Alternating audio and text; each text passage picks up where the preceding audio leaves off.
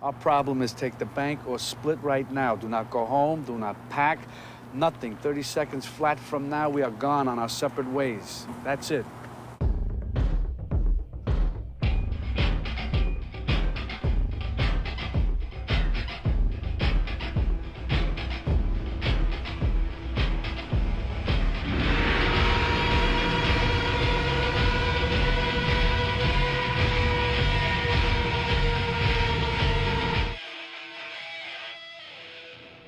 I grew up very much inner city in Chicago, kind of late 50s, very early 60s. Been an immigrant family in a neighborhood that had immigrants, which was southern Italy and from Eastern Europe, and making their way, you know, kind of coming from what Al Pacino called the lower mids, you know, the lower middle class, you know, that upper working class, lower middle class, kind of breaking into the American system, you know, as they could.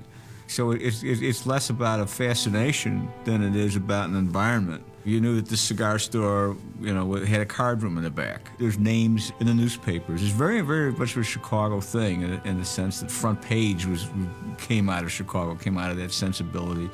Mike Royko's column, you know, writing about this famous family of thieves who were kind of tragicomic, the Pansco family, the three brothers and a sister, you know. I mean, so it became it's kind of the lore of the city, as it were. So in terms of knowing about it, it was in the air. It was just part of life on the streets. Michael and I had a mutual friend in Chicago whose name was Nate Grossman. He said that he had a friend of his who wanted to do law enforcement, police genre stuff. And here I'm a cop wanting to be a writer, and Nate thought, wow, I got to put these two guys together. Chuck and I became very close friends, and Chuck was a detective in Chicago in a kind of a major crime unit. Every city has one major crime unit. In LA, it's the Robbery Homicide Division. In Chicago, it was the CIU. And then through Chuck particularly, started hearing his encounter with the real Neil McCauley. Neil McCauley was 49 years old the day we met, and he had already served 25 years in the penitentiary. Of that 25, 8 of it was on Alcatraz, and 4 years on Alcatraz in isolation, what they called the hole. The conversation took place almost 40 years ago now. Knowing his background as I did, I'm not going to rehabilitate this man, okay? And I know that going in. So I said to Neil, why don't you go somewhere else and cause trouble? And he said, I like Chicago. You know? It was just real simple stuff. So I said to Neil, you realize that one day you're going to be taking down a score and I'm going to be there. Then he said, well, look at the other side of the coin. I might have to eliminate you. And I remember the very last thing I said to him was, I'm sure we'll meet again. You know, I just said to myself, I wonder where this is going to lead us. Chuck had cut into the crew, knew the crew was going to do a burglary of a department store. And when Neil McCauley went in, there was one thing that was out of place. He had scoped out the score ahead of time, and he knew everything that was supposed to be there in terms of vehicles and parking lots and everything else. And Neil McCauley didn't know what was wrong, but he knew something was wrong. I had 2 detectives on the inside of the store. And once you get into a place like that, you can't move around. It's discipline like you've never known, believe me. And it was later that night, it was maybe 5 or 6 hours later, and we had men all around on the outside. And we get a call on the walkie-talkie that the crew's here. So this is going to go down, you know. And of course, you're inside, and you know now that here comes this moment that you've dreaded for so long in so far that you realize that maybe if things don't go absolutely right, you can get hurt or, God forbid, killed. They moved in to the downstairs area, which there was a little basement area in the back of this store, and they just sat there for maybe 5 or 10 minutes listening to see if there's any movement. To this day, I'll never understand what it was that possessed the detective to get up and walk to the washroom, because he couldn't stand sitting in this one position anymore. And the man had to go. And I had told these 2 guys, you gotta go, you go in your pants or you bring a cup, but you don't get up and you don't move. And when this guy got up and walked across the floor, that's all Neil had to hear. Goodbye. They boogied, and that was it. That was the end of it. So now the really damaging thing is, now he knew someone was on him. And prior to that, they didn't know anyone was on him. Well, that kind of self-discipline, that kind of real professionalism, Chuck admired. And he would say, look how great this guy, look how cool this guy is to figure this out, look how smart he is to have seen that and pull back and never go back, even though Neil McCauley had invested $30,000, $40,000 in setting up the score. He was walked away from the score and was never going to go back, was never going to take it, because it was a risk versus reward equation. And because one thing was out of place, the risk component just skyrocketed. I think sometimes in the course of events, police officers can see a particular individual that they've been chasing, they've been working on, perhaps as a wily, clever opponent that in some ways mirrors their own self-image. If Chuck was a thief, what struck me was Chuck's sociopathic perspective about it. It's not sociopathic in Chuck's, but if Chuck had been a thief, it would have been sociopathic. What struck me about it was the duality. And that's not what one encounters in fiction. That Chuck had tremendous regard for this guy, had a lot of respect for him, was fascinated by him intellectually, thought the guy was terrific. If I didn't know who he was and know as much about him as I did, then, I would have probably thought that, he's probably a halfway decent guy. In fiction, you would think, well, that means that there's a rapport, that maybe he'll cut him some slack. And that wasn't the case at all. Not even one iota of it. Not even a hesitation. Chuck would hesitate not 1 second, dropping a hammer and killing Neil McCauley, which he did subsequently in 1964. There's a supermarket at 47th and Cicero. It was a day that they did their check cashing. So the armored car dropped off a lot of cash. We had tailed Neil McCauley's crew endlessly. And then the next thing you knew, they drove into the parking lot, and 3 of them came out of the car and went in. In the windows of the supermarket, they had all these advertisements. We could still see all the people that put their hands in the air and what have you, so we knew that it was going down at that time. And then we didn't try to go in. There were too many people inside. It would have been awful. As they came out the door, they spotted my partner and I coming across the street with guns in our hands, and they opened fire at us. But then it was a foot chase, and we got them individually in between gangways of homes, was where we finished them. And thus the end of Neil McCauley, a largely forgotten figure until Michael Mann resurrected him in this movie. I didn't mean to be rude. I didn't recognize you. I work in metals. I'm a salesman. My name's Neil. It was fortuitous that I met Chuck Adamson, who then introduced me to John Santucci and a number of other, and a whole network of people. And I always took these people in one way or another. If they could act, I had them act in these things. So Bill Brown, who was one of the thieves who stole the Marlboro Diamond out of London, has a big speaking part in Thief, and Chuck had a speaking part. And one of Chuck's partners, Dennis Farina, who at the time was still a detective in the Chicago Police Department, had a role in it. Charlie Adamson called me from Las Vegas and told us that Michael Mann was going to come to Chicago and that he wanted to meet with us, and he wanted some technical advice in preparation for the movie. So myself and some other guys, we took him around and introduced him to some people. Charlie more so than anybody else. I started him out from the police side of things. And then he would ask me questions in terms of the relationship between professional thieves and cops. And he came out with this very clear, distinct picture of who's who. He knew these people. He knew the criminals and he knew the cops. He knew them. And he loved them both. And you could feel it in him. There's real respect, oddly enough, for both sides of the law in Michael. And I think he was more interested in the personal life and how the job was the wedge, that eventually deteriorated the relationship and it broke up. So he was very interested in that. Being a police officer is going to change somebody.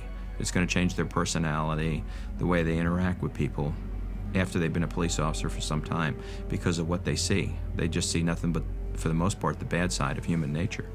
I described the job as many times your eyes were forced to see more than your soul could take. How else do you do this type of work unless you find you find it that it rejuvenates you in some way, because it's too dark a profession.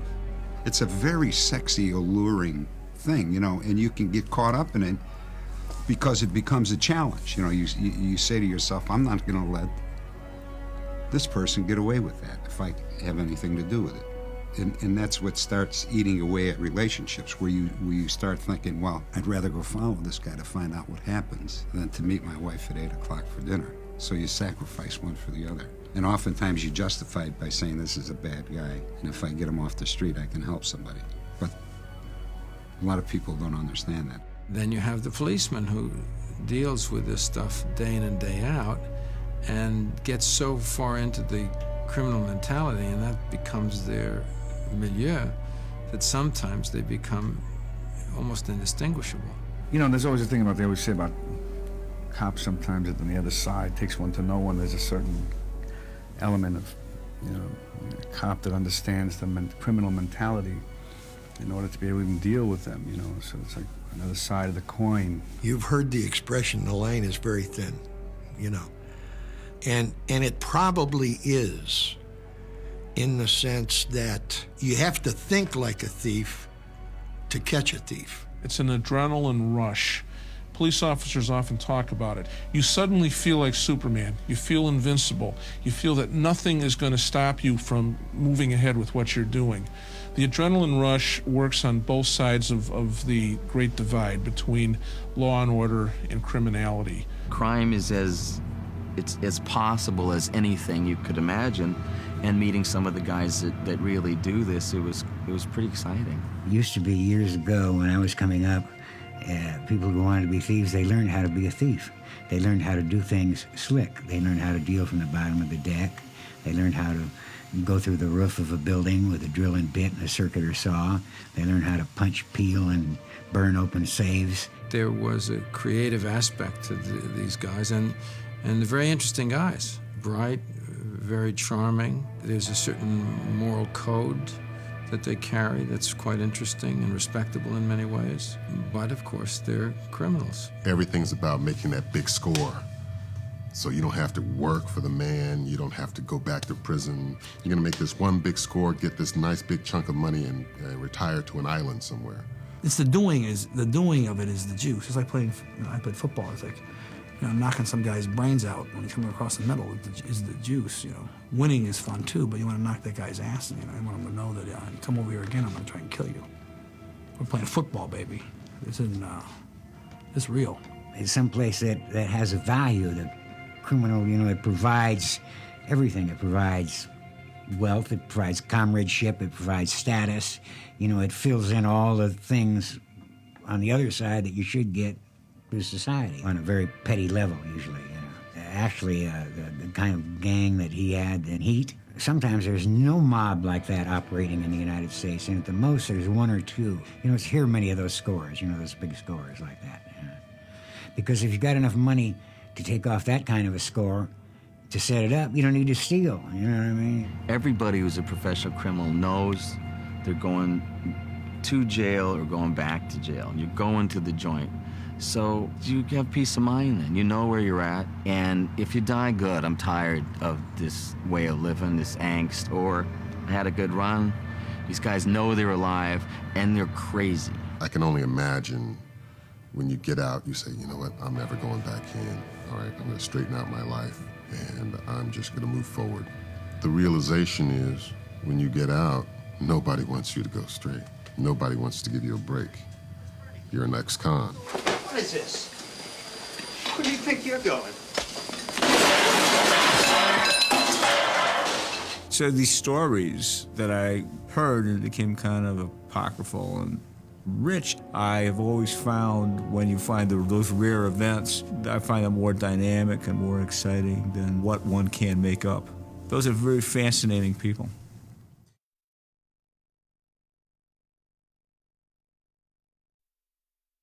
When these guys walk out the door of whatever score they're going to take next, next. They're gonna have the surprise of a lifetime. Heat reminded me of a Greek tragedy. It had so many legs, so many threads, and then it all began to pull in together. These are morality tales, in a sense. You know, I think they are morality tales, and it's ways of examining the human personality and their weaknesses. You know. Heat, in my opinion, is the culmination of about 20 years of research on Michael's part. You went to Michael Mann's world, and you felt it was, no matter where we were in location, there he was, and it was his world. Heat is like watching reality. It's like watching the 6 o'clock news, only amped up 100%.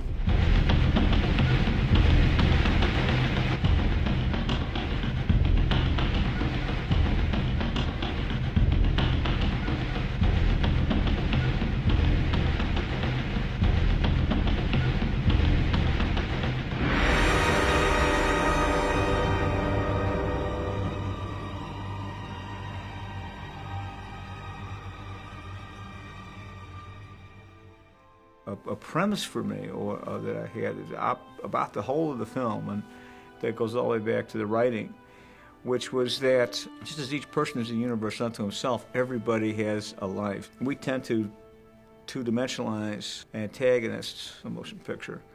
To me, they're much more fascinating if I and the actors and everybody else have the ability to imagine and expand and inflate that into the dimensionality of a life. So that was the idea in Heat. You know, when you do what I do, this is what gets you going.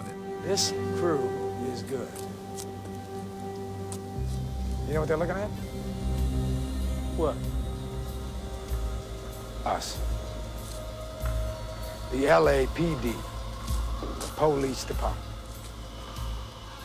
We just got made. First time I decided to write it, I was writing television, and I hadn't even directed Jericho Mile yet, so the chance of me directing this was remote.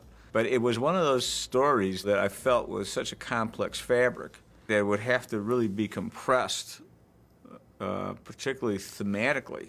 Like, what's the movie about? What's it really about? I took about 40% of the script and decided to do it as a television movie, just to work with the material, because I was drawn to it. So I wound up doing LA Takedown. It was shot originally, you know, as a pilot possibility of being a television show. The story certainly is generally the same, but there's so many other pieces that, you know, you didn't have in LA Takedown that were in Heat that made it a complete film.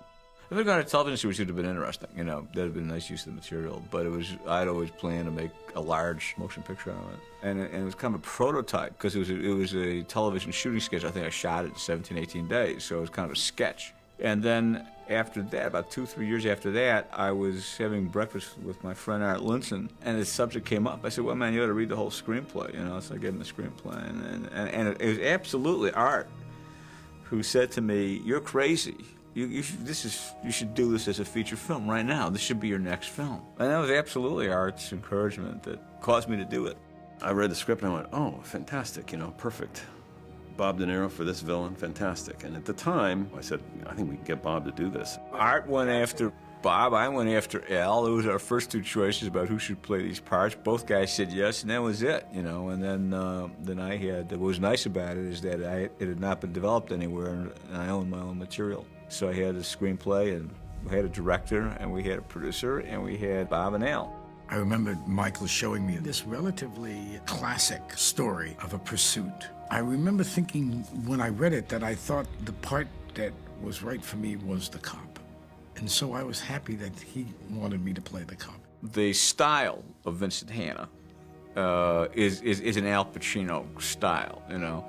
It's more Baroque. The way he works witnesses, the way he works informants, the way he'll disorient the informant he's with, and making sure that the informant is never on terra firma. When Hanna's working with Ricky Harris, he keeps this guy completely off balance on whether he's going to break into song or berate him or why he wasn't there. And that style, that's Al Pacino.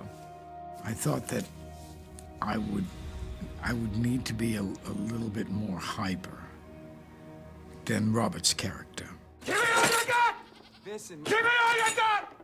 I swear, my brother Richard's gonna talk to you. Man. I heard Richard? We came up with the idea that my character chipped cocaine. We sort of formulated the character to be that kind of person so that every once in a while he would explode, you know. And it's a good thing to know that. It's not in the picture, but that's part of what motivated him from time to time. He was a little high. I ain't your cuz, you rat motherfucker. And you know 'cause I say so. After I hear what the fuck you gotta tell me. Look here, man. You understand what I'm saying? I'd get killed for telling you this shit. Kill walking your doggy.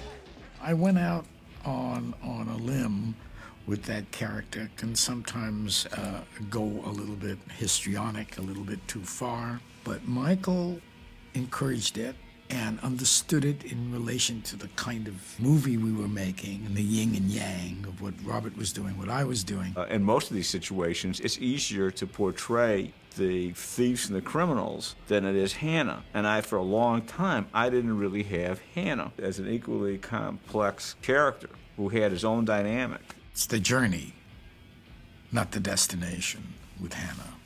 The journey. He's a hunter. And once he gets a scent of his prey, it sort of self-motivates him and it perpetuates him. Hannah is addicted to this process. This is an elevated state of being an avid hunter and pursuing this, putting together the pieces, sifting through the minutia, the leavings of a crime scene and putting together what had happened and tracking the people down and getting them and prosecuting them. I mean, that is the elevated experience of this guy's life, and it is a high like no other, and that's what he is turned on by, and that's what he's going to do, and he knows he's going to forego anything and everything else to continue to doing that. I think he found solace in that world, a certain peace there.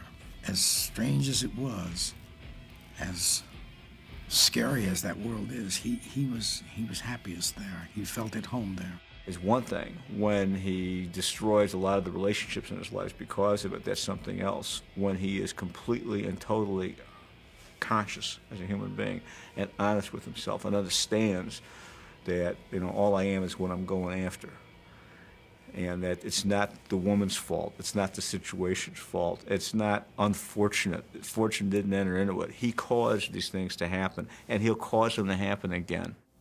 You search for signs of passing, for the scent of your prey, and then you hunt them down. That's the only thing you're committed to. Life is not an either-or set of binaries. That's something that we compress real life into fiction and make it be that way because it's convenient and mechanically symmetrical.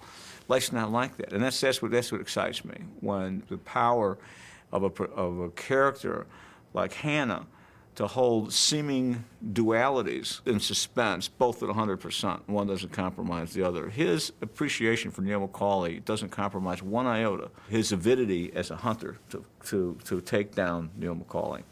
Both coexist. You know, we're sitting here, you and I, like a couple of regular fellas. I mean, you do what you do, I do what I gotta do. And now that we've been face to face, if I'm there and I gotta put you away, I won't like it. But I'll tell you, if it's between you and some poor bastard whose wife you're gonna turn into a widow, brother, you are going down. Art Linson gave me the script and said, read this, I think you'll find it interesting, and I just liked it. I came in first in terms of I committed to the project, then it was Al. And if it had been reversed and he said he was doing Neil, I know I would have gone in on it. But I mean, the one scene like the one that Al and I have is a terrifically written scene. I said, it'll be fun to work on this one. The fusion of Robert De Niro and Neil McCauley is so total. I can't imagine pulling those two identities apart and telling you why Bobby was right for it. He's committed to the rigidity of that, perspective. And it's a heartbreaking role. It's a tragic, tragic character. What was interesting to me and what's important is that he's autodidactic, he's self-taught, and he elected to have this rigid perspective. Because it's rigid, if he deviates from it, then the repercussions are rigid. And the reason for that is completely practical. It's no other reason, and that is because whatever you're attached to will make you deviate from the most efficient, practical actions. All I know is there's no point in me going anywhere anymore. I'm just gonna be alone without you.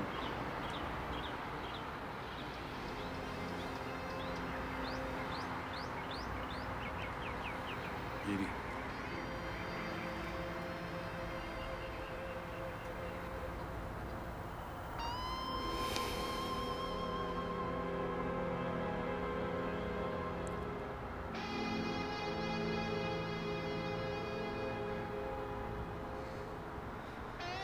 In his world, what he's doing, he feels justified in doing it. And the old thing with, with actors, acting is you always have to like your character, more or less. You have to justify what they're doing and feel that it's possible that they could do this, otherwise there's no point in doing it. You know, I see who he is when all that robbery goes awry, and then I try to escape from him. And then that scene where he's kneeling, and I think for his character to kneel in front of a woman, that's where the hope was, but you don't escape, you just don't escape. Well, she's important to Neil because Neil wasn't, he's doing everything by the book, and life doesn't work that way, Neil goes with this program that he has for himself, and he gets sidetracked by something that he never expected, which is usually when those things happen, I guess. The thing that was great about the idea of Bob doing this is he creates a character you start to root for even in his badness. That's a very hard thing to do. Very few actors can do it. By the end of the movie, you almost want him to live instead of Al Pacino. It's part writing, it's part what Michael did, but it's considerably part of what Bob did. Characters are defined by behavior, not necessarily what they say, but what they do. And once Michael directs you into the inner workings of De Niro's character, and you understand him, and you see him grow and evolve, where he can't walk away, which has been his life philosophy. He falls in love. You pull for him because there's love right there dangling, but he turns and he goes back. And you just go, oh my God. But Michael gets you so involved in the character's inner workings because he knows every single layer of every character that's on screen. Michael's interested in the moment, that moment when what you decide will impact your life forever. You will be a different person. If you do this, you will forever be diminished. Or if you do that, you will maintain your integrity and dignity as a human being. It's not so much good and evil, but the gray areas that exist where you don't know necessarily whether it's good or evil. It's just a choice. The thing that struck me that was so special about what Michael had achieved there, and I know in his case it's intentional, is he made no judgment about who is good and who is bad. He just let you see what is. And so suddenly you realize that the cop's personal life is as truly fucked up as the robber's personal life. And that both of them, in as many ways, have to deal with the exact same issues and deal with them with the same integrity or the same lack of integrity as the other. And so the thing that makes the movie so special is that it's not this one-dimensional thing about a chase of the good guy against the bad guy. It's very complicated. You get lost into who's on which side. The fact that he was able to write something so special to kind of merge the two worlds, like without making any judgment that one's better than the other, it just is. That's, I think, the genius of the piece. One of the things that interested me a lot in building the characters that are inside the film was to individualize every part, including small parts. So therefore, I wanted as much polarization in the casting of every single part. So you felt that every single person was, as in fact each person is, a total individual, a universe in and unto themselves.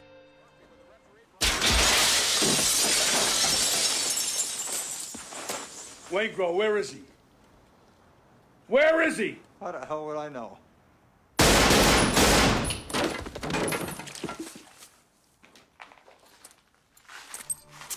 Michael's strengths are the fact that in this particular adaptation of his own material, it had depth to the characters. And it's the depth that makes it a classic, not the precise, brilliant shooting and the quote style. I'm not saying style's not part of it, but it's certainly, in my place, is in second position to the content. And I think the content comes from the writing, and the content comes from the performances. Every aspect of the story, no matter how seemingly small, had to be really authentic, which meant that the actors portraying those aspects of the story had to be authentically really incredible actors. The casting process didn't finish. He was shooting the movie and we were still casting. As a matter of fact, it went on for a long time, in a good way, because we got some very interesting characters. I didn't know if I wanted to do it right away, and I talked to Michael. I said, Michael, you know, this character is very specific, and I think there are guys walking around that you could be very authentic for this character. He said, yeah, but John, you know, then we wouldn't get a chance to work together. That was such a nice compliment to me, you know, that he wanted to work with me. And with that said, I said I'd throw in and do it with him, you know. I read the script, and I didn't like it. And then a week later, they said, well, Michael really wants to meet you anyway. So I went in and I met him, and he said, I hear you don't like my script. And I said, yeah, I don't like it. And he said, why don't you like it? And I said, because the people are despicable, and there's too much blood, and there's no morality, and I don't want to be part of it. And he said at that moment he knew that I had to play Edie, because she is the only one in the movie saying, who are you people? Michael knows exactly what he wants, which is really great to have if you're acting. His attention to detail and his involvement with every aspect of it is very strong, and you can feel him in every part of the film, which is basically what his job is. I mean, that's your job when you make a movie, is to have people feel what you're feeling. And there are many things that actors usually have to concern themselves with that really aren't their job, but they're just things in order to create a whole character, and he's just thoroughly involved in every single aspect. He takes the time, he works out the film experience so that it's ideal. Working for Michael Mann is like taking that nice, slow backswing and just following through. He would always just say, look, just be yourself. Don't put anything on it.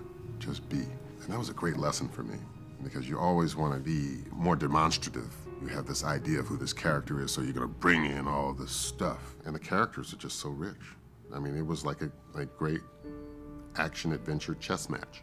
On one level, you're dealing with a crime saga, but also on the other, you deal with the interpersonal relationships that are woven through the entire picture. This was a huge opera, and we all played our parts, and my part was, you know, the hope that De Niro's character could have of escape and love and forgiveness.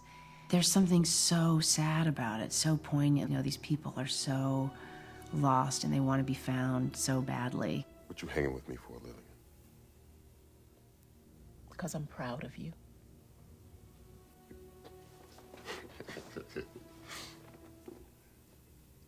You proud of me?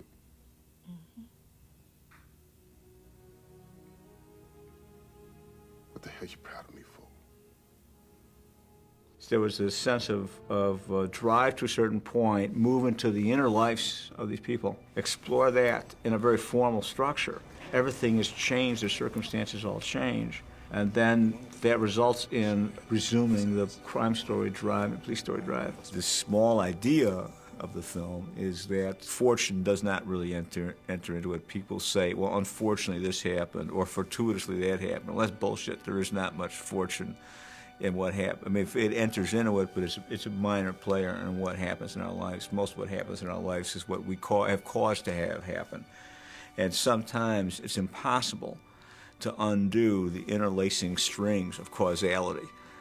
It needs some kind of cosmic microscope to look into each of our lives to see what cause and effect produce the present. But it's things that we made happen for the most part, consciously, unconsciously, so that there's a kind of almost moral and causal relativity. So that's what the fate is in the film. I mean, it was just something you had to figure out. So that Neil, precisely because he is very dogmatic in his approach, if he deviates from that rigid idea of here's how I must be, then perforce things will go wrong. Okay, he can't suddenly go get all spontaneous. It's all of a sudden there's no rudder on that boat, and then he's subject and vulnerable to being swept by emotions, like the idea to go back after Waingro, which he shouldn't have done, which Neil McCauley in the beginning of the film never in a million years would have done. But because he elected to be spontaneous in his emotional commitment to Edie, it undid all of them. Whereas Krisha Hurlis, who has no form and is formless, is completely adaptable. and he survives, and then we'll call it can't survive. So what each character, who and what each character is and sets up for himself, determines what happens to him. And so the conceit of the film is that the laws of cause and effect, what will befall you, is a function of how you think about the life you're in.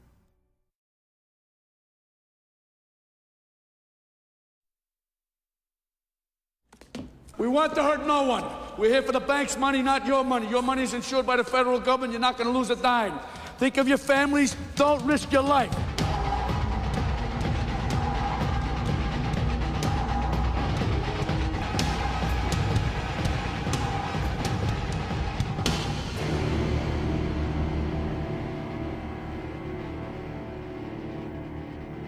You know, in my opinion, every film speaks a different language. The film speaks, it's as if one movie speaks Spanish, another movie speaks German, another one Italian, another one English.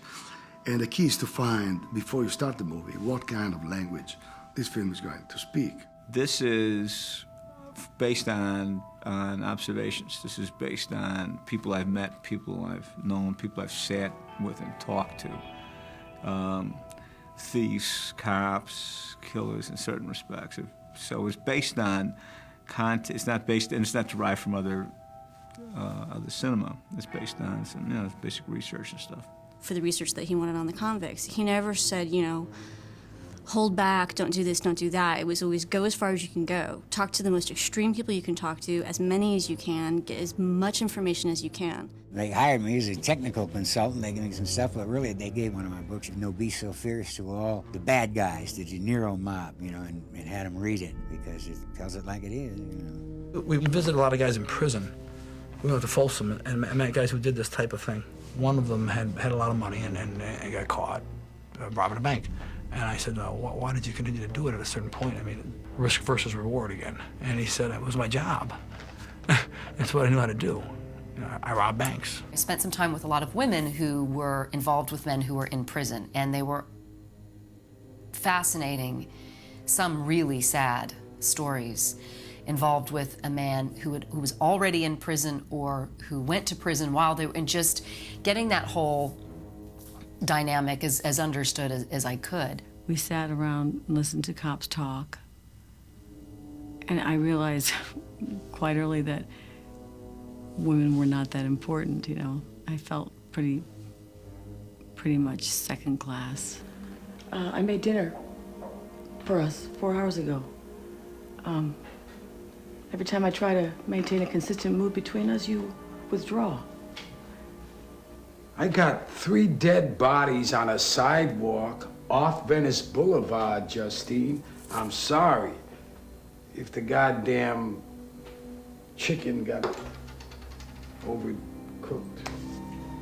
In preparation for Heat, I used to go out with Tom Alfmont, who was a commander in LAPD at the time, and we would just routinely answer radio calls. Whenever there was something going on, we'd go there, you know, whether there's a homicide, an armed robbery in progress, whatever was happening.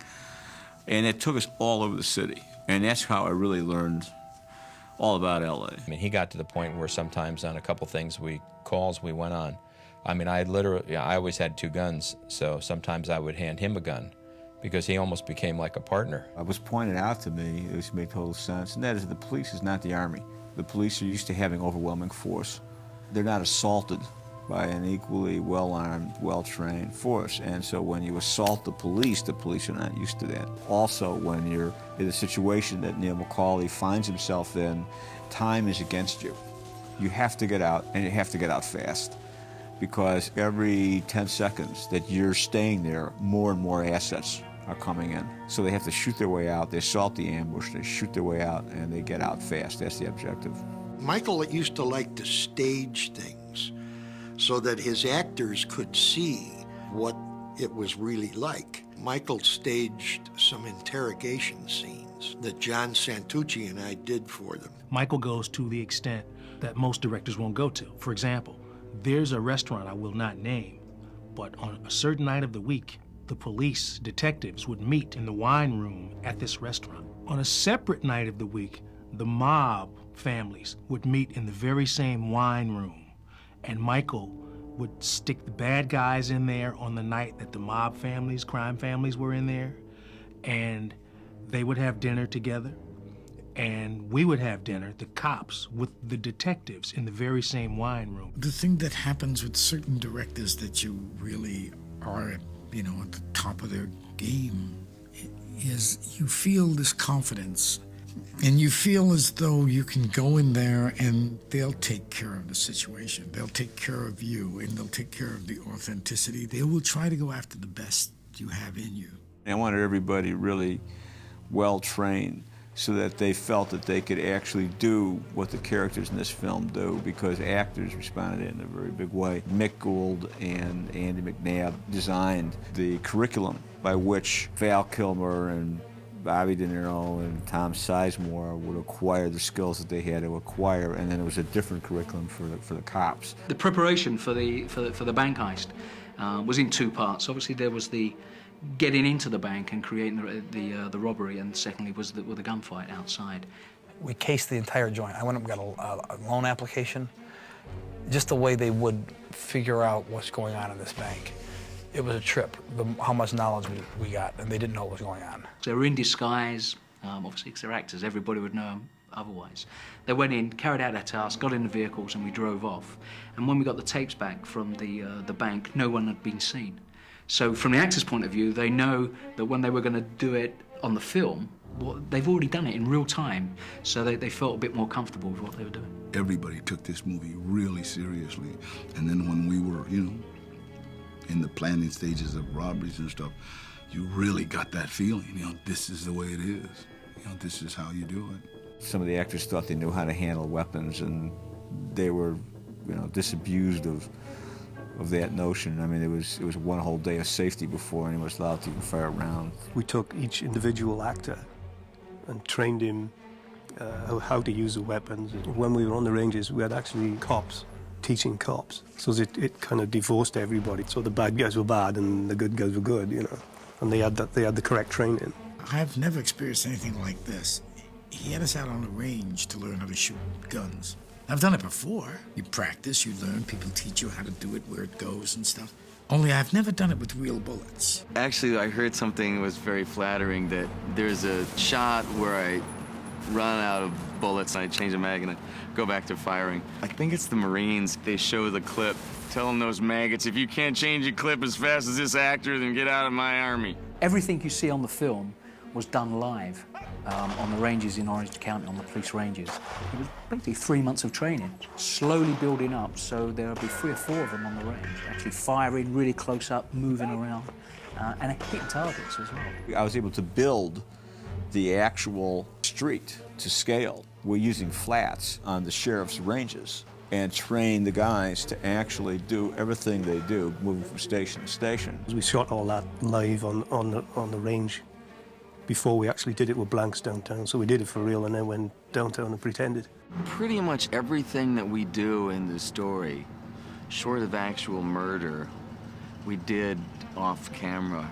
Val and I knew each other a little bit, but in these training exercises and everything, we got to know each other, and it's kind of has a lot of levels when you do this. You get to know the person, you get to get a sense of who they are, so that you're communicating and creating a relationship, which you can use, a familiarity that you can use when you're doing the scenes together. The other advantage is that there could be a look on Tom Sizemore's face in the scene in Johnny's coffee shop when Neil has just bounced Wayne Grove's head on the table, and this guy in the next booth looks over there, and Sizemore looks at him, and there's no expression on his face. It's just lethal, and it's dead cold, and that's because Tom knew that Tom could do what Tom learned how to do. And so it's an authority that manifests itself in dialogue scenes that have nothing to do with weapons. What do you mean, forget the money?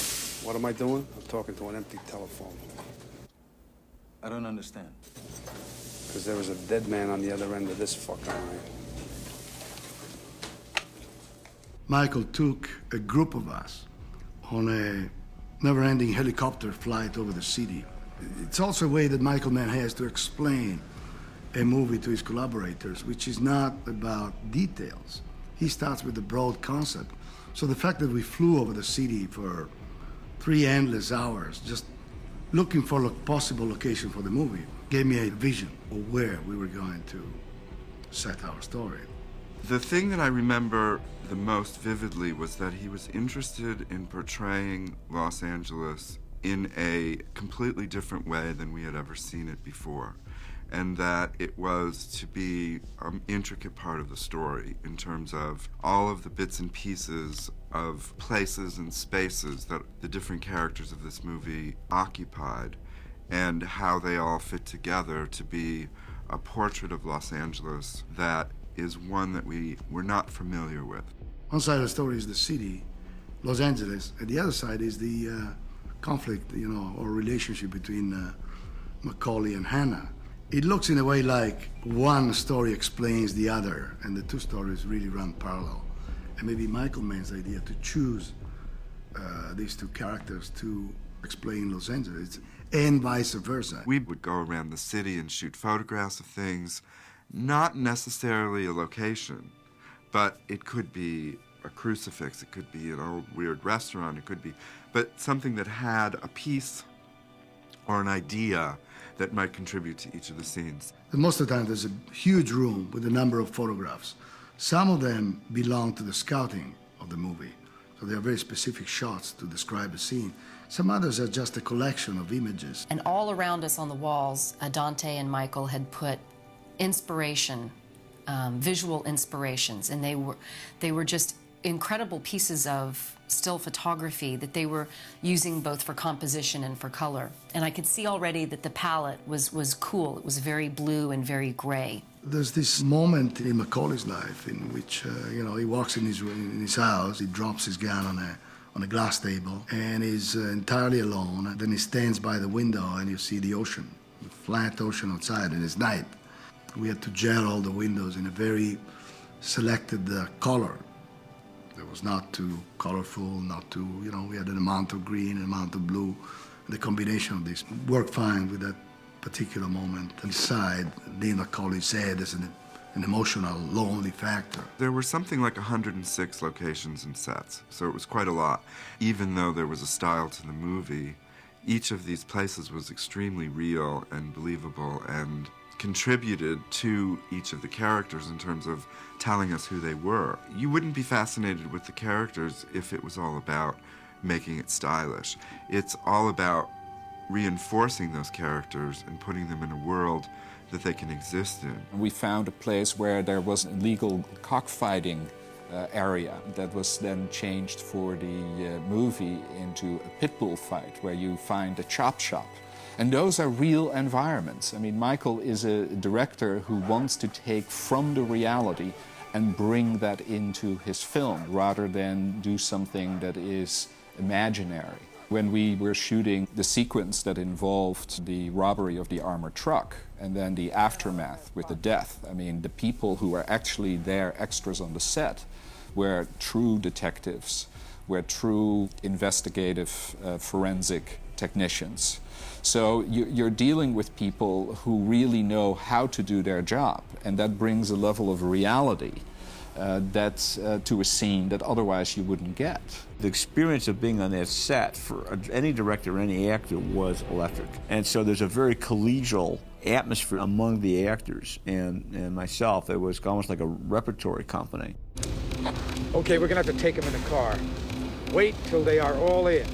Get clean shots. Watch your background. The main heist and the shootout were a big challenge.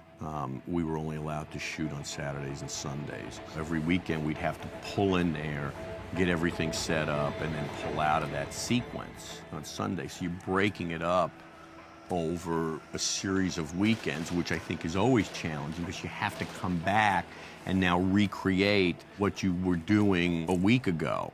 The gunfire downtown was truly horrifying sounding.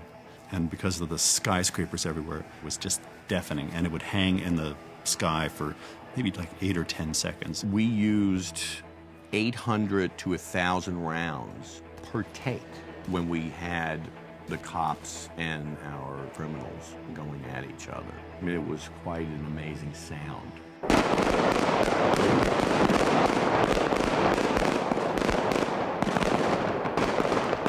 In what we do, we replace everything. In movies, every sound you hear is there for a reason. So we were mixing in 3 stages simultaneously. And the pre-dubs of all the effects for that reel with all the gunshots came to the stage, and Michael said, "That's not the gunshot." And everybody was in shock. He said, "How can you not, what don't you like about it?" And I knew what he didn't like about it because I was on location, was that it was horrifying sounding.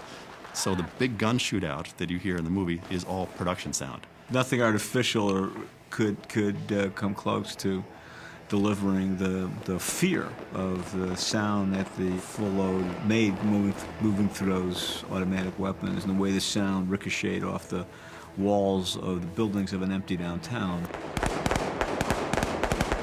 You couldn't manufacture the original sound, and it was quite extraordinary.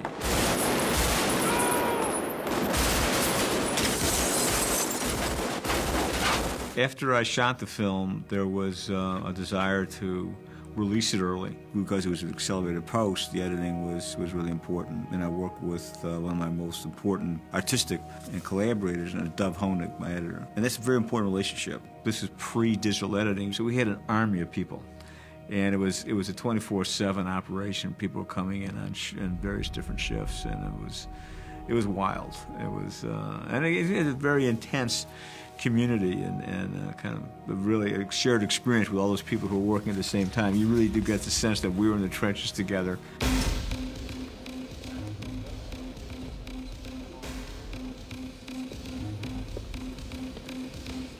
You can't separate the images from the sounds in Michael's movies, and you can't think of the bank heist in Heat without hearing that incredible percussive piece. He has a really very, very open mind as far as music goes. He's a real sonic explorer when it comes to that. The score was so modern, so interesting. It was such a brave, artistic score.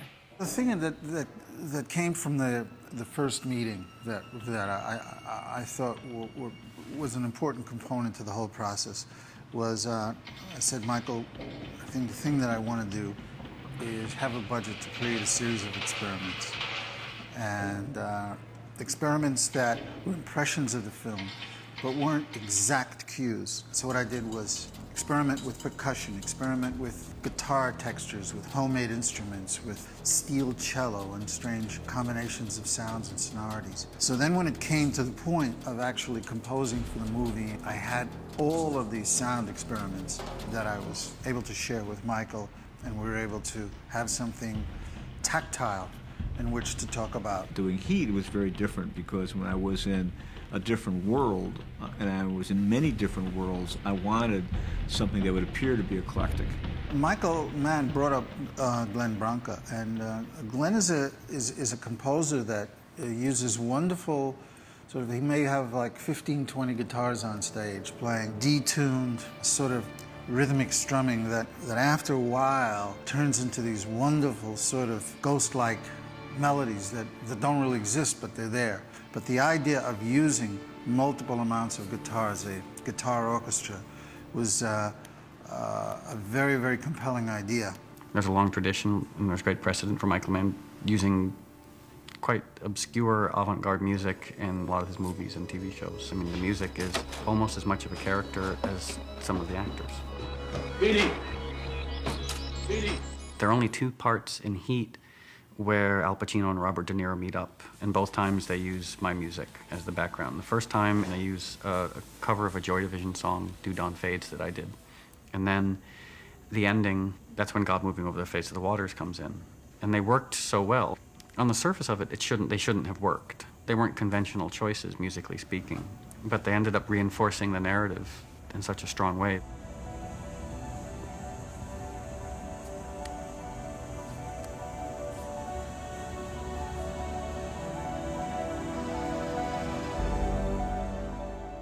The end just kills me. Like it's like that's the love story, right? It's like the only one that could really understand Al's character, Bob's character, and that it's finding the poetry in that and not kind of stopping at the image. It's like, well, what is actually under Chino's need to chase this guy? Well, it's like, it's his twin. That's what he could have been, you know, or whatever, however you want to say it, but it's like the longing is so deep. The thing about Neil and Hannah, which is similar, is that both men are very individualized. Each is the author of who he is. and they're both fully conscious, and they're both fully aware. Consciousness like that and awareness like that's not easy to come by.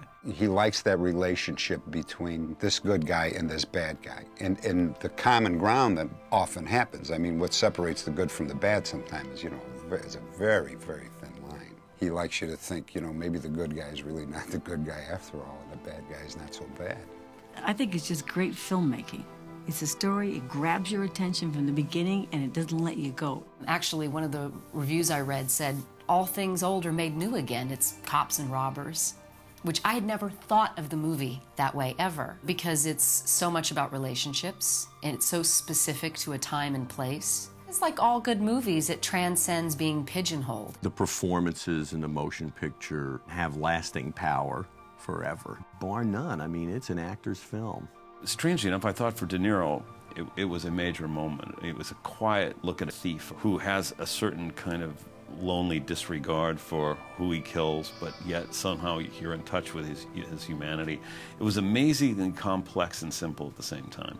As brilliant as I thought Bobby was, and as brilliant an actor as he is, that over the years, you know, I've appreciated for some reason more and more, you know, what he did, the precision of his internal orientation. He is so perfectly in the moment without anything artificial. There's such a high level of integrity that you'll see reflected in his attitude and just the way his hand moves. You know, it's just a marvelous piece of work by him. I think what is extraordinary about the film, that it is in many ways a classic Western, because the movie opens as an armored truck that's not that different from a stagecoach. And instead of Monument Valley, you are downtown Los Angeles in the canyons of a modern metropolis. And that's what's unique about it. And I think that's what people recognize, and they may not be able to specifically point to it, but it is a resonance that you find, that it's a true American art of storytelling. Oh, I thought it was an excellent film. I thought that Michael Mann just brought it out and served it to you as an audience and kept you interested in which is basically a very simple story, but gave it an identity and a point of view, which was Michael Mann point of view, and it never wavered. I was very ambitious about the film and its layers, its significance, what I thought about the film thematically, how it perceived the existence of these individual people, how individualized, how it tried to make them. And I thought it was a really good idea to make a motion picture that had a lot of people in it, and you get a sense of each person's life. Well, you know, what you walk away from is your connection to the people that you work with and the times you shared, and that was quite extraordinary. You know, it's like you said. All I am is what I'm going after.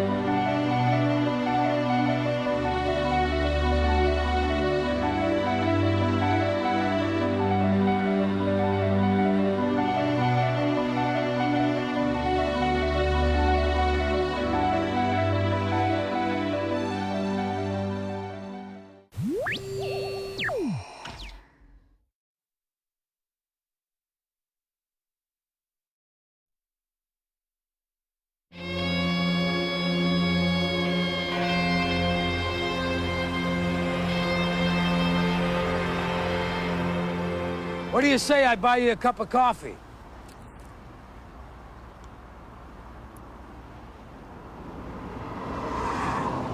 Yeah, sure, let's go. Follow me.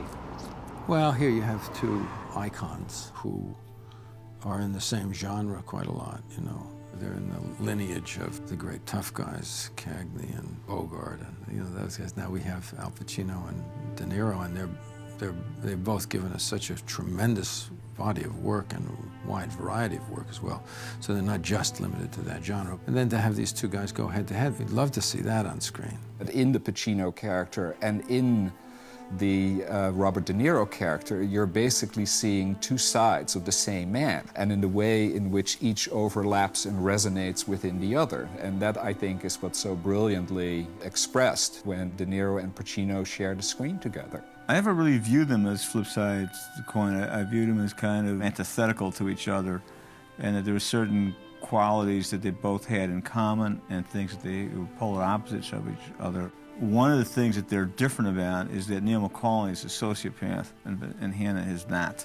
Neil McCauley may care what happens to Edie, but the needle doesn't move off the peg about your Edie. Hannah has a social conscience. He has a normal spectrum of human feelings. He's very authentic in how he lives his life. These two characters were very charismatic characters, and they kind of sensed each other throughout. There was some respect. It's like two boxers in a ring who are great boxers. They know something between themselves that no one else knows. They're similar in some ways, and they respect each other and even like each other because they're both good at what they do. You see me doing thrill seeker liquor store holdups with a Born to Lose tattoo on my chest? No, I do not. Right. I am never going back. Then don't take down scores. I think it was a coup to get both of them to do this together, but I think that it was ready to happen. It was the kind of material that called for that kind of actors. Everyone expected that they would be butting heads scene after scene after scene. I mean, that you had, you know, these two powerhouses. And what Mann does, it's very ingenious, is he delays and delays and delays a scene in which they're on screen together in the same physical space. And then when he does, he sets it in a very non-confrontational setting. It's not a big showdown. They're sitting over coffee. 7 years in Folsom. In the hole for 3. McNeil before that. McNeil is tough, as they say. You looking to become a penologist? You looking to go back? You know, I chase down some cruise guys just looking to fuck up, get busted back. That you? You must have worked some dipshit cruise. I worked all kinds. No, I couldn't wait to get to that scene. You know, and I scheduled it very carefully in the shooting schedule. I wanted to do it about halfway through. But I couldn't wait to do it, and Bobby couldn't wait to do it, and Al couldn't wait to do it. We always wanted to do something. It just never got off the ground, these things how they are. And here was Michael bringing us together in a movie with just one scene, really. That scene was written many times, and there was one major change, which is when I had them talk about their dreams. You know, I have this recurring dream. I'm sitting at this big banquet table, and all the victims of all the murders I ever worked are sitting at this table, and they're staring at me with these black eyeballs because they got 8-ball hemorrhages from the head wounds. And there they are, these big balloon people, because I found them 2 weeks after they'd been under the bed. The neighbors reported the smell, and there they are, all of them just sitting there. What do they say? Nothing. No talk? None. Just, they don't have anything to say. See, we just look at each other. They look at me, and that's it. That's the dream. Dreams are about the condition, the mood of what happens. It's not so much about the fact of what happens. So dreams aren't parables. They're not fables. They're not metaphors. They're a lot more Freudian than that. Who would have thought that that's where the scene was going to go, that these two people who had such extraordinarily opposed objectives would become so wonderfully psychologically intimate over a cup of coffee at Kate Manalini. I felt all along that that was a real, it was a real sense of communion But it was also a sense of fatedness, like we are going to meet again, but the next time we meet, only one of us is going to walk away. You know, we're sitting here, you and I, like a couple of regular fellas. You do what you do, I do what I gotta do. And now that we've been face to face, if I'm there and I gotta put you away, I won't like it. But I'll tell you, if it's between you and some poor bastard whose wife you're gonna turn into a widow, brother, you are going down. Robert felt for this particular piece, it would be good that for the movie, if we didn't rehearse, and we just met there, and we did it at the time. It was a wise choice because it was better to do it that way.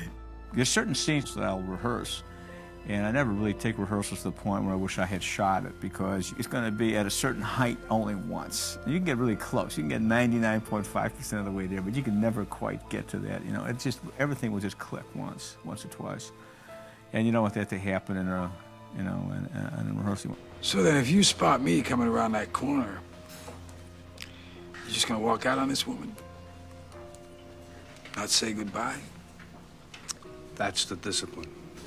I mean, you wait all the whole film is, you know, part of the anticipation of seeing these two titans together, and it's just shot pow, pow, pow, pow. And it's just the beauty of the acting, simple, you know, shots like this, nothing fancy. I posed an impossible problem for Dante, which I wanted to shoot 2 overs simultaneously. So when Al's talking to Bob, there's one camera here, and just by a hair's breadth out of the frame, and there's another camera on the other side, so that consequently I could get the unity of performance, so that take 11 for Al is take 11 for Bob. We also shot at high angle. We also shot at 2 profile shots that were not used in the movie. We had different kind of setups. We had definitely singles, tight overs, wider overs on both sides, you know, and most of them shot at the same time. They were so tuned to each other and so totally in character that the subtlest shift of posture by Bob, or the subtlest cocking of his head, or a certain thing that might have happened with the side of his face, Pacino was reacting to and countering. Each take had a separate, unifying, organic something to it, you know, and each one was different than the other. I mean, the person who's probably appreciated that scene more than anybody else are the editors and myself, because we got to see, here they are in take 10, here they are in take 11, here they are in take 12, and most of the whole scene is from take 11. The hype of having Bobby and I do it, because we were at a certain place in our careers and we had come up together, we had been a kind of, I would guess, a kind of compared to each other throughout our lives. And so it was an interesting aspect of the whole story. If anybody wants to see in great simplicity, great acting for cinema of such a high level of integrity, that's Bobby and Al in that scene. There's a flip side to that coin. What if you do got me boxed in, and I gotta put you down? Because no matter what, you will not get in my way. We've been face to face, yeah. But I will not hesitate, not for a second.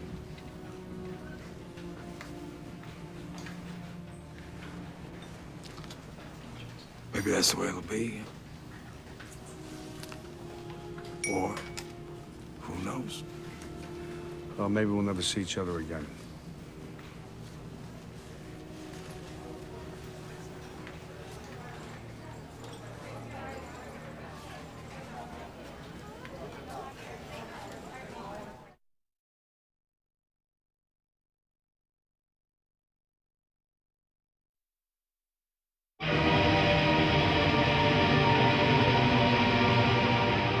Michael is the type of director that you meet with. He was very specific on this film that he wanted it to be a certain look. Each character had an architectural style, and then also wanted it to be locations that you'd never photographed in Los Angeles before. When Michael contacted me on this project, and he said to me, I want you to rethink about Los Angeles. I want you to discover like you've never seen it before. Look at it like you've never seen it before. So I started going around at night, find different areas, taking pictures, showing different flavors. Take a look at this. Shoot this now. Shoot this. The beauty of Los Angeles. This is the freeway scene that actually leads up to where Pacino pulls De Niro over for the first time. What's great about Michael is that he allows you to go off on your own and trusts you that you spend a week or so just going and getting him choices. Come back and you have a meeting with him, usually once or twice a week with Guzmano, the production designer, and you go through all of the folders.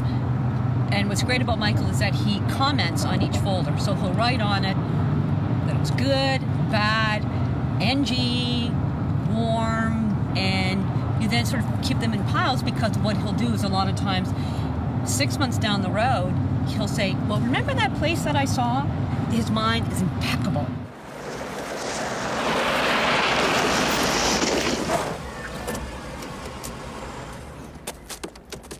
Like a week prior to this with Michael, I came over here and photographed the area.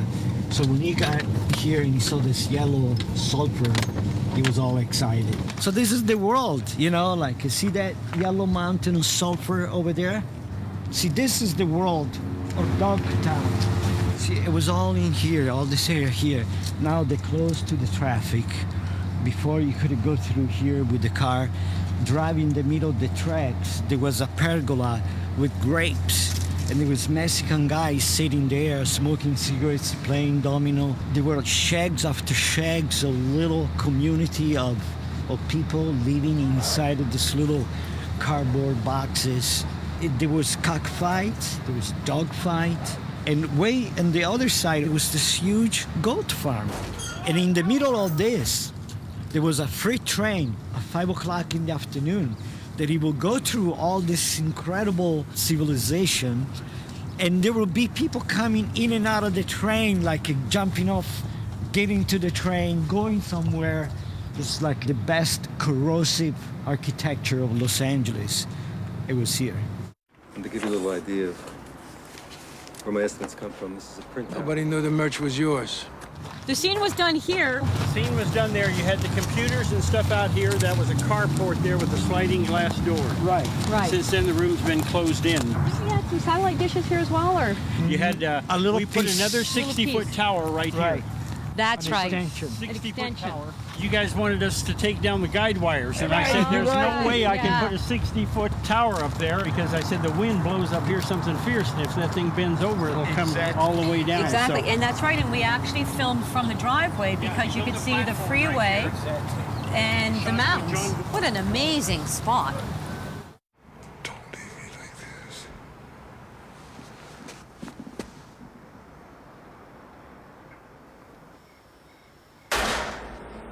Look at the way this house is built. You know, it's like toothpicks holding the structure. Something very special, you know, for Danny Trejo character. It was perfect, this house. I love this, the altitude. You know, there was something very peculiar about this house and stilt. And this whole area, this is like, you know, it's like the heart of East LA. There's only 3 or 4 hills, you know, and beautiful. Look at that downtown view.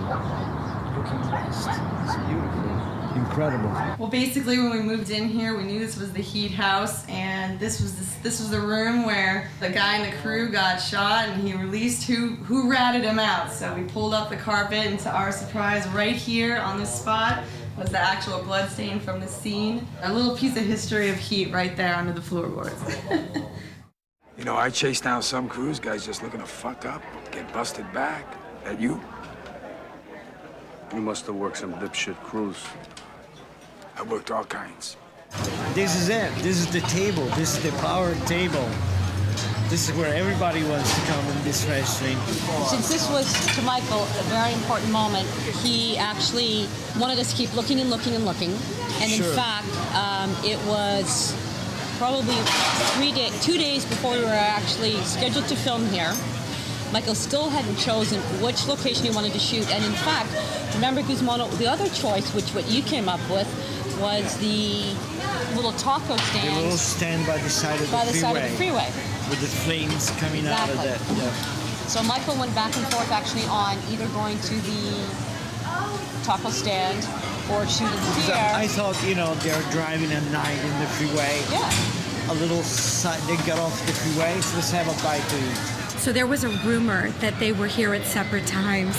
And I think that more than I direct people to the bathroom here or have to say we don't take reservations for anything under 6, I have to tell people, no, they were here the same time. They were together. It's a fact. It's a definite fact that the two of them were in that But scene. not only that, but also what that photograph there tells you. There you go.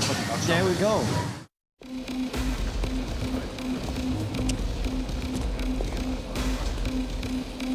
This architectural style and the glass and the opening matched very well to the bank that we ended up filming, which is Far East Bank that's at another location. But it all worked quite well in matching that this would be the exterior, and you could believe that the inside was a bank. The guys come out with suitcases full of millions of dollars. They come across the courtyard here, and as you can see in the scene,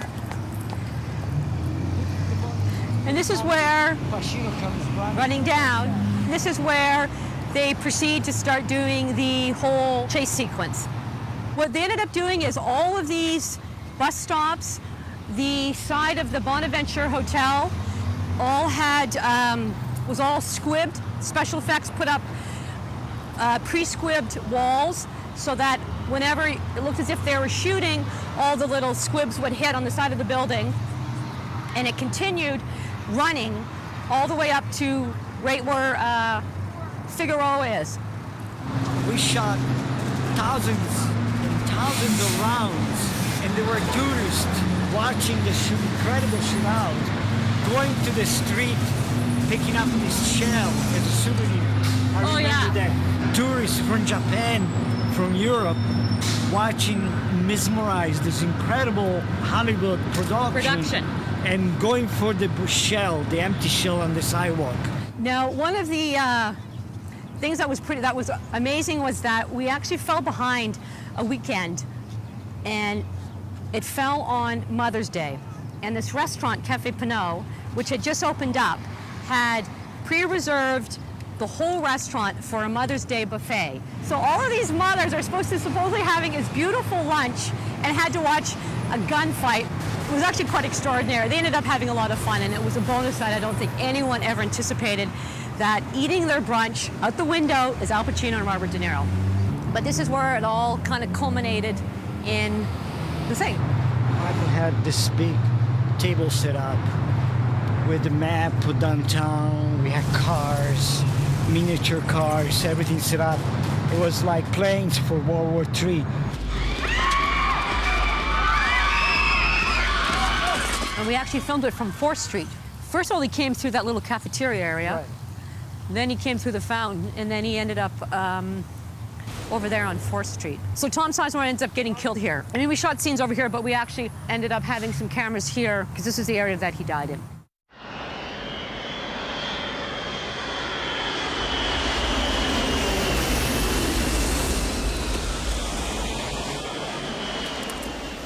This is where we ended up doing the ending scene of the film, where it took us months and months of actually organizing it with LAX. Right. But what Michael found interesting here was, and because it was at night, was the lineup of all of the lights that actually, and the radar system that guides the planes in, and being underneath the flight path. So the first night actually at LAX was on the runway scene where De Niro comes out of, I think it's the Delta and terminal, starts running across. We had to shoot that after midnight because that portion of the runway, I think it's 1,000 feet, it's an extension to the runway where they land 747s. And I think after midnight, there was a short window where we could use that portion of the runway. So we had a real 747, it was a Delta airplane, and De Niro actually ran in front of the plane. For about maybe 3 weeks, every day, Yeah. Michael Mann will send me to here with the art department and measuring stakes to position in those boxes. It was every day. It was Every day. different. It was an inch here, An inch there. here, an inch this way, 2 inches this way, to photograph the installation with those boxes. It was an To get it amazing- exactly perfect for Michael and to logistically set it up for the action with De Niro Pacino at the end. Right. So I think the logistic and the geography of take place in the story, and also the beauty of this location, which is, just think about it, two people running for their life under this jets landing and taking off, and the sound and all that it kind of surreal, and the end of it's like it coming to at the end of the road. What we accomplished on Heat could never be accomplished nowadays. And in fact, LAX's filming policy is guerrilla style, news style, 20 people only. Our access to the control tower, our access to this area right here would be completely against FAA regulations now and off limits, absolutely off limits. So I think that Heat probably will be the last film to ever shoot that kind of scope at probably in any airport in the world.